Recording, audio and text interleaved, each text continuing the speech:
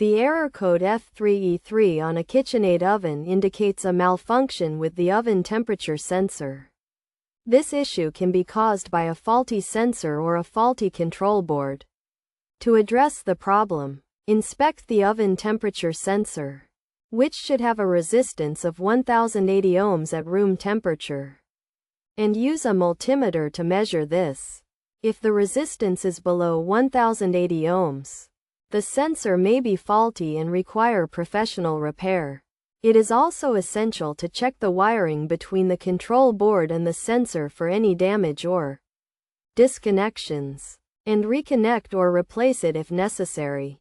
Additionally, examine the control board for any signs of burns or damage, as this could indicate a faulty control board that needs to be replaced by a professional. By following these steps, the error code F3E3 can be resolved, and the oven can be restored to proper functioning.